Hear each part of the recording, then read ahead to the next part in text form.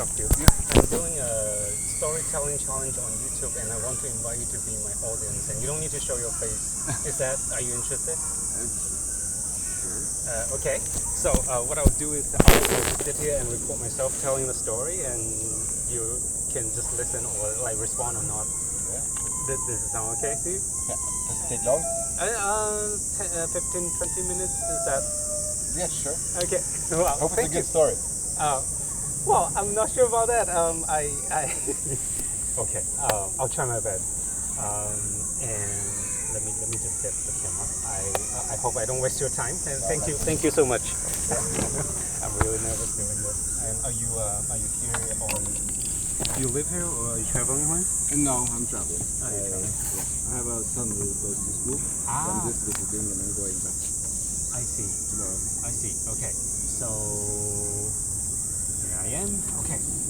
Let me see. Make sure I hit record. Okay. So, where should I? So, have you been to Vietnam, sir? No. No. Okay. So this is a story that I'll tell. Like it happened 10 years ago, more than 10 years ago. It was 2013. It was me and my best friend Neil. We were going to do a long distance biking trip in Vietnam on bicycles. And Vietnam is, I don't know how much you know about Vietnam. Vietnam is a pretty long country. Yeah. You know? Okay, so our plan was to arrive in Hanoi, the northern capital city. And then we will use public transportation to get to middle Vietnam. And then from there we'll get on our bikes and then ride all the way to Ho Chi Minh City. So the trip was about 1 week. So that was our plan, and it was in April we arrived in Hanoi.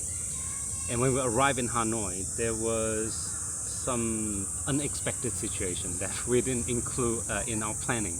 So what happened was that we arrived in Hanoi, we found out that it was a week-long holiday in Vietnam, national holiday. So everyone in that country was on holiday and traveling. Yeah. So like Golden Week here, if you know.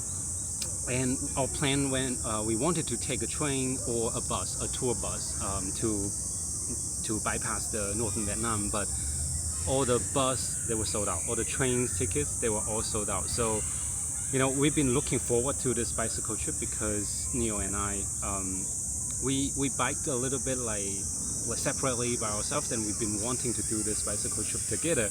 And Vietnam is a foreign country to us, and it was our first time visiting Vietnam.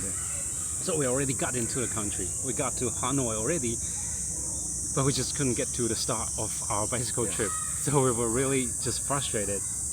And then we thought either we maybe stay in Hanoi, just spend a week. We had a week time and in Hanoi and just see what's there. But I asked Neil, like, what do you think? And he said, let's not give up. Let's just ask people and see what help we can get. So we asked people, we asked around, we got some help from some locals, and they pointed us to a local bus terminal. So by local, I mean like the bus. The schedule wasn't easy for foreigners to find out, and I don't think even foreigners were able to navigate how to get to the bus, how to get tickets, and how to because they didn't speak English at all, and so, but we went anyway because that was our only option, and we really wanted to do that bicycle trip. So we went there, and we asked the ticket counter, and we got actually good news that there was a bus that was going to a city called Nha Trang, which is towards the south of Vietnam, but that give us enough distance to bike and also enough time to finish the trip in time. So we went to the bus, and when we got to the bus, we looked at the bus and we were like, God, this is nothing we wanted to take, because on the train, what we wanted to take, the train would have air conditioning, a sleeping seat, and sleep overnight. You get to the city and you already there. And the tour bus, they were all also sleeping seats only, and air conditioning too. And it doesn't stop a lot. You just get on the bus, get to destination. And this bus that we were taking, it looked like already 10 years old when we look at it, and there was no air conditioning. There was seating seats only, and all the way we had to keep the window open all the time. And not only that, it ran eventually for 2 days for us. The total trip for us was 36 hours. Yeah. And that wasn't even the destination of that bus. That bus actually went on after we got off, Yeah. and I think it continued for a longer time. So before we went on the bus, I asked my friend Neil, was like, do we really want to get on this bus? Because 2 days we wouldn't have good sleep. And then after that, we would need to do the bicycle Yeah. trip. And I'm like, where do you get the strength to do bicycle trip? And he said, but this is our only option. Let's get on the bus and see where it takes us and how comfortable are we about the bicycle trip. So we got on still. We got on the bus. The bus was run by a crew of 4 people, 2 drivers, 2 conductors. So they need to take shift because it's a long distance bus, right? And the bus door, because I guess it's more for the locals. It stops all the way because they need to get more passengers. They need to make money. Yeah. So they stop all the time. They just recruit passengers along the way. And the bus door was open all the time, even when the bus was running.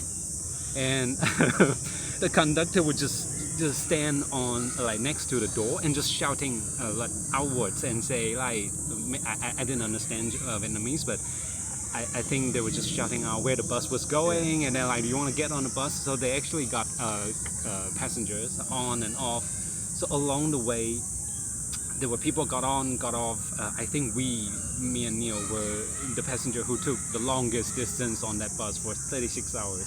And people more like get on and get off after a few hours, get to another town. Yeah. They use it more like a local bus. And so we got on the bus. Before we got on the bus, there was actually a question in our mind, like how does it work in terms of like eating and then go to toilets.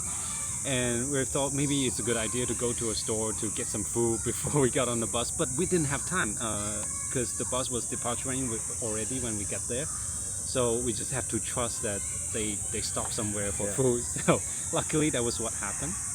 So they stopped at restaurants for breakfast, lunch, dinner, but there wasn't any option. We just have to eat whatever the restaurant has. And but the good thing is that it wasn't like there wasn't a difference in like what local eats and foreigner eats. Like everyone eat the same food. Yeah, and so we got on the bus. The bus was, because it was so boring, like 2 days sitting on the bus, there was nothing to do. So we got to really slow down and pay attention to everything that we saw, including the scenery outside. Like the rice fields, you know, outside of the window was just beautiful. It was the weather like just like this, and also there were oceans along the road, and that was also very beautiful. And because we have time, and the crew, they take shifts, and we get to talk to the crew. Yes. And we didn't speak Vietnamese, and I had this iPad. I loaded a SIM card and used Google Translate to talk to the crew, and we started to share life stories. So we got actually knowing better each other, and then get bonded a little bit by the end of the trip. And it felt like that when you pay attention to things, it was just like everything becomes lovely, you know. And we watched the passengers got on, got off, and there was one passenger I remember that was real interesting. He had an insect that is staying on his neck, and maybe he didn't notice, but I was pretty sure that he knew that there was a I think it was a cricket on his neck, but he just didn't care. He was like, it was almost like his pet on his neck. He got on the bus, and then they say something with the conductor, and the feeling I got was that he didn't even care where he was going. He just got on the bus, sit, and then travel, and everything was so slow, and we ended up enjoying the trip so much. It felt like we were on a trip together, on a ship that we're sailing to a destination, a goal together with the crew, with the passengers. And it felt like in that bus, at that moment, in that place, you know, many lives just merge, you know, together and like converge at that point. And then they depart. Of course, they depart later, but it was just just amazing, you know, fascinating thinking about it, that like people, the life story just merged into a bus, and then we travel on that bus. So eventually we got to Nha Trang, it was already evening, the second day evening. We departure on the first day morning around 9 a.m. and got there like in the evening, the second day. And we got off the bus, we got our bikes off the bus and got on our bikes. We say goodbye to the crew, and the crew was like smiling with a big smile on their face and waving to us. I almost didn't want to end that trip, but we need to move on. We need to do our bicycle trip, which was also a beautiful journey, but that's another story now.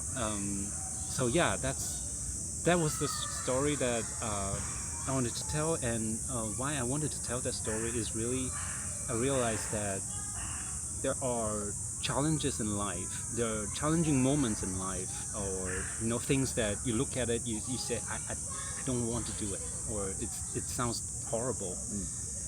But when you get into that process of doing it, when you really slow down and are able to pay attention to things, it may turn out to be a wonderful journey.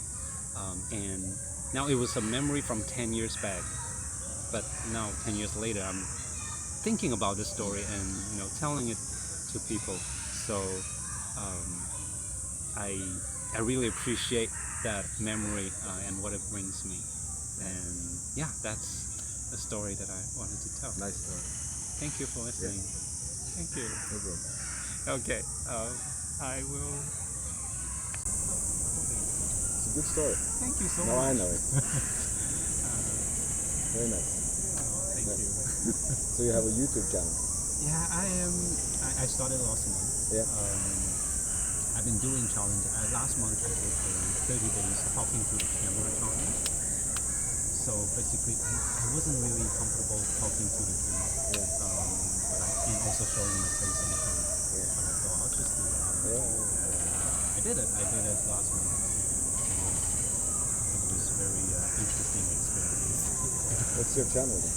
Oh, my name is Bill. I think you need to search for my handle XBILL.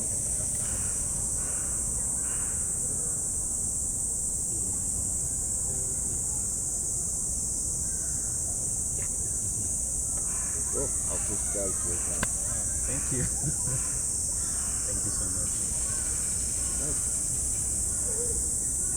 Unexpected. Unexpected. I was really nervous, and I procrastinated a little bit. I was walking around the park and was like, should I do this? Should I not? Because so far I've been only telling the story to the camera by myself without an audience. And instead I thought, why not? Well, imagine I traveled 12,000 kilometers to get here to listen to your story, and then I'm going home. Oh wow! Yes, that's good. That's amazing. Yeah. That's like a plus. how to? I took a plane. It was air conditioning. Yeah. It was movies and everything, so it was nice.